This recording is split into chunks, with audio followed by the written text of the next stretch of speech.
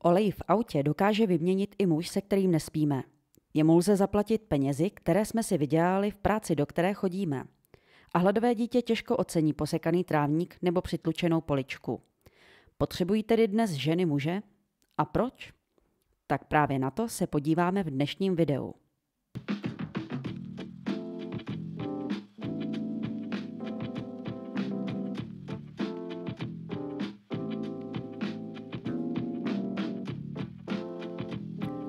Dobrý den, moji milí.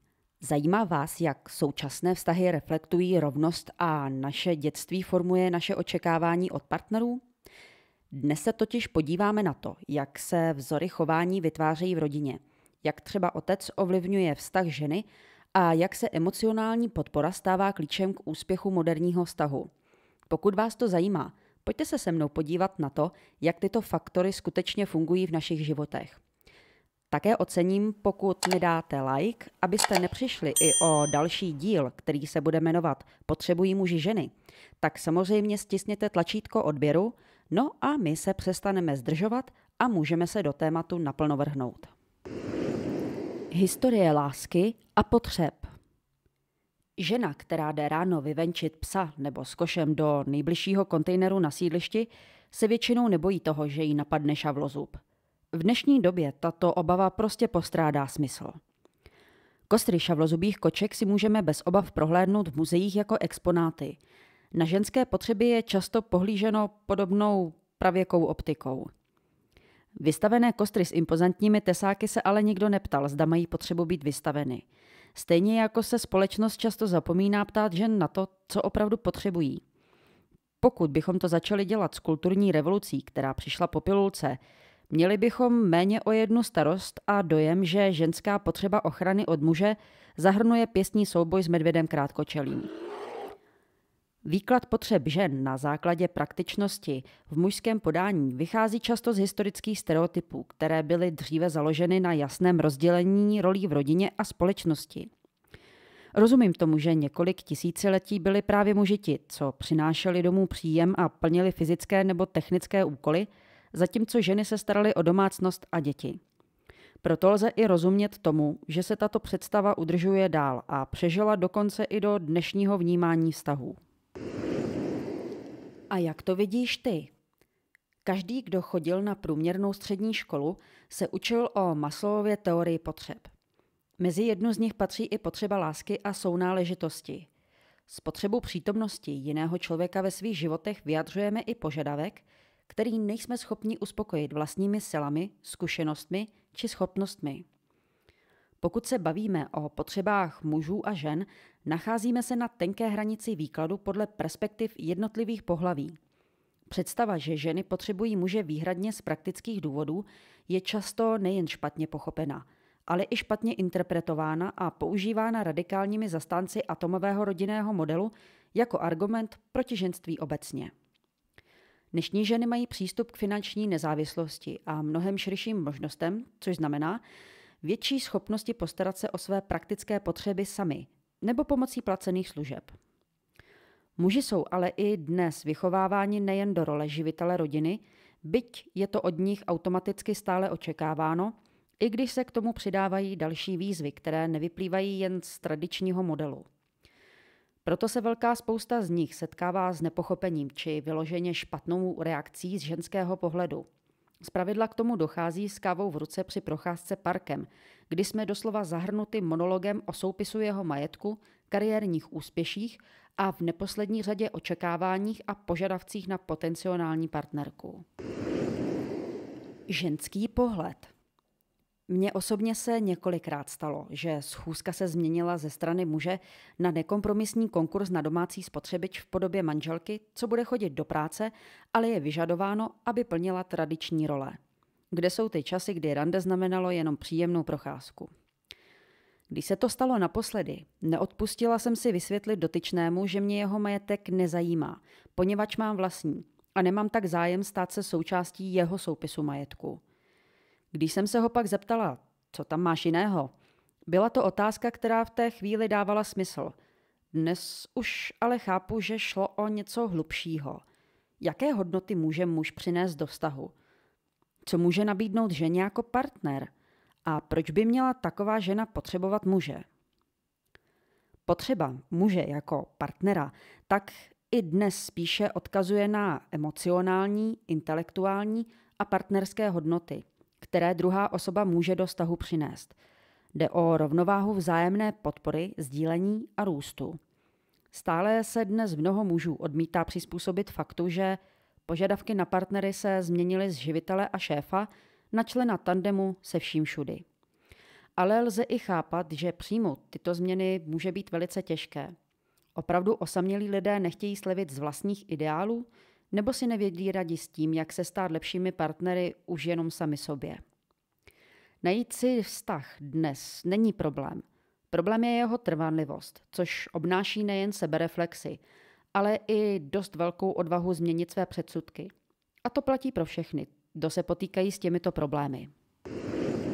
Chybějící otec a jeho dospělé dcery. Myslíte si, že emancipovaná, samostatná žena potřebuje muže? Já říkám rozhodně ano, i když nejvíc v čase našeho dětství a dospívání.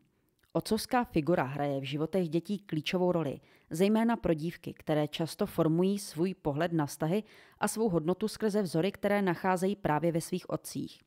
I dnes v mnoha rodinách stále přetrvává nefér dělba domácích povinností, které často podporuje stereotypní normy o tom, co znamená být manželem a manželkou. I to může formovat, jak dívky vnímají mužskou roli ve vztazích. Otec, který se neangažuje v domácnosti, může ukázat, jak převládá právě ženina odpovědnost, což může mít vliv na její vlastní očekávání od partnera v dospělosti.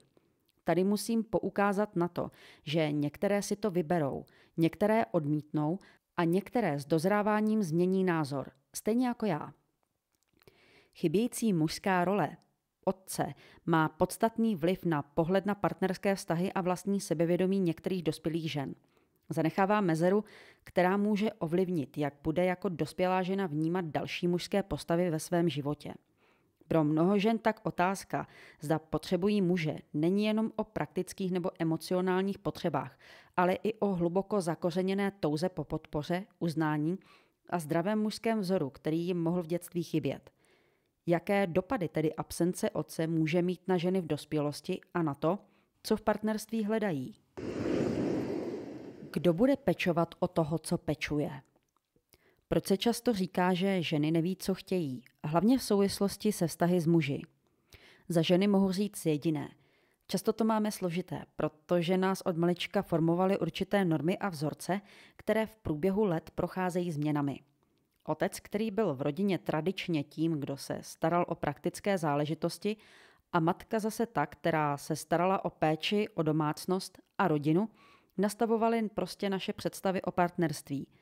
Dnes se ale pohled na vztahy mění a stále více vnímáme, že péče ve vztahu musí být oboustranná. Možná proto nám dává smysl žádat to, co je vyžadováno po nás samých. Nejde jen o to, kdo dává, ale i o to, kdo přijímá a jak podporuje druhého. Obě strany by měly sdílet zodpovědnost nejen za praktické záležitosti, ale také za emocionální podporu. Pokud obě strany dokážou sdílet své potřeby, vzájemně si naslouchat a aktivně se podílet na vztahu, vytváří to pevnější a vyváženější základ pro dlouhodobý vztah. Ženy možná neví, co chtějí, ale dobře víme, co určitě nechceme. A to je dobrý začátek. Metal za holé minimum. Položme si upřímnou otázku. Komu by stačil vztah pohybující se pouze na úrovni holého minima? Ať mi nikdo netvrdí, že by mohl dlouhodobě uspokojovat oba partnery. Pro ženy, které hledají u mužů nejen praktickou pomoc, ale i emocionální a intelektuální podporu, je důležité, aby vztah měl širší rozměr, než jen plnění základních provozních povinností. I když se ženy mohou cítit nekompletní bez určité mužské přítomnosti a podpory, nelze očekávat, že tento vztah bude naplňující, pokud se omezuje pouze na plnění povinností a zajišťování základních potřeb. Spokojenost ve vztahu vyžaduje více než jen plnění minimálních očekávání. A co vy? Proč si vlastně myslíte, že někteří lidé vykládají holé minimum jako dostačující? Je to proto, že nevidí důvod pořizovat si krávu, když mají mléko zadarmo? Nebo je v tom něco jiného? Napište mi to do komentářů. Ale tento proces se netýká pouze jedné strany vztahu. Oba partneři musí být ochotni aktivně se podílet na jeho růstu. Muži můžou cítit tlak být nositeli tradičních rolí, zatímco ženy mohou hledat více než jenom fyzickou přítomnost. V tomto kontextu je odpovědnost za kvalitní vztah sdílená a vyžaduje obousměrnou motivaci nacházet porozumění, komunikaci a rozvoj. Nejde jen o to, co jeden partner dává, ale i o to, jak se oba podílejí na vzájemné podpoře, která vztah posouvá dál. Tady nejde jenom o potřebnost muže, ale i o potřebu vyváženého vztahu, který je výsledkem aktivního zapojení obou stran, což by mělo být klíčem k dlouhodobé spokojenosti. Intimita není totéž, co... V jedné internetové diskuzi jsem si všimla jednoznačného, poněkud sugestivního dotazu. Co vám přijde na chlapovi sexy? Mně jako ženě na odpovědích nepřišlo nic divného, když se na něj sesypaly zdánlivě zcela nesexy odpovědi. Když mu nemusím dělat jeho maminku. Najedené, vykoupané a uložené děti s hotovými úkoly. Uvařená jednoduchá večeře. Když si spolu povídáme. Když mě pohladí a dá mi pusu, aniž by mě ihned na to tlačil do ložnice. Tuhle odpověď nechtěl a všechny ženy, co to napsali, to dobře ví. Jednoznačně to tak vypovídá o tom, co my ženy v partnerství skutečně považujeme za hodnotné. Ženská definice intimity se výrazně liší od té mužské. Často ji ženy vnímají jako emoční spojení, otevřenost, než jako fyzický akt. Vztah, kde je přítomna intimita, která nemá jednoznačně nátlakový sexuální podtext, je pro nás velice sexy. Ženy ji budou definovat jako vzájemnou důvěru, empatii a skutečný zájem o nás samé. Ženy často říkají, že i sex může být součástí intimního vztahu. Emocionální intimita je pro ně ale skutečným základem uspokojení ve vztahu. To znamená, že pokud muži a ženy zůstávají na povrchní úrovni sexuální aktivity, ale neprovozují otevřenou komunikaci anebo neprojevují zájem o vzájemnou péči, ženy to mohou vnímat jako nedostatečnou intimitu. Tato potřeba emocionálního propojení může být silnější než samotná touha po sexu. A když to chybí, mohou se ženy cítit osamělé, přestože vztah zahrnuje pravidelný styk. A to bývá většinou dospádný důvod rozchodu. A co z toho? Osobně si myslím, že většina mužů se necítí komfortně, pokud jsou vnímáni jen jako zbraně ve válkách, ti, kteří nosí hlavní finanční břemeno rodiny, nebo se na ně partnerky obrací jen, když je potřeba vyvrtat do stěny díru nebo povolit sklenici se zavařeninou. Muž je člověk, stejně jako žena, a zaslouží si být vnímán jako jedinečný, se všemi emocemi a osobními potřebami. Proto si myslím, že by byla škoda vnímat muže jenom jako všestranný kus nářadí podle této stereotypní normy. I když ženy tvrdí, že komunikace je klíčová a ocenili by partnery, kteří je posilují, slyší, sdílejí odpovědnost za vztah, tak přesto je i po mužích vyžadován chlad a emoční odstup jako společenská norma. Otázkou je, komu to škodí víc a co přesně. Je špatná tato iluze, nebo to, že na ní lpíme, protože nám to připomíná doby, kdy byl svět ještě v pořádku. Emoční intimita není jenom o tom, co dáváme, ale i o tom, co sami potřebujeme. Ačkoliv ženy mohou být silné a nezávislé, pro většinu z nich je vztah s mužem, který poskytuje nejen fyzickou přítomnost, ale i emoční podporu a otevřenost skutečným základem pro pevný a spokojený vztah. Takové partnerství už není jenom o základních gestech nebo pouhé výpomoci, ale o skutečné spolupráci na podpoře a všech úrovních. Tento druh vztahu se ale neobejde bez vzájemného pochopení a jisté hloubky intimity, která spočívá nejen v tom, co oba partneři dávají, ale i v tom, co si vzájemně potřebují poskytovat. A jak to může vypadat? Třeba účastí mého partnera na feministických či politických eventech, které baví mě. A na oplátku mojí účastí na srazech veteránů nebo exotických aut a vysvětlování různých motoristických termínů, které jsou mimo moji bublinu. Ale poskytují mi příjemný a přínosný impact do světa mého partnera. Je to ideální? Upřímně nemám tušení, ale rozhodně je to upřímné. Také ocením, pokud vy ohodnotíte moji práci lajkem Aby vám neuniklo příští video, kde se budu zabývat tím, zda muži potřebují ženy, tak samozřejmě nezapomínejte na tlačítko odběru a také musím upozornit, že mám i Instagram, kde mě najdete jako tajemný_hlas. A na viděnou včas se bude opět těšit váš tajemný hlas.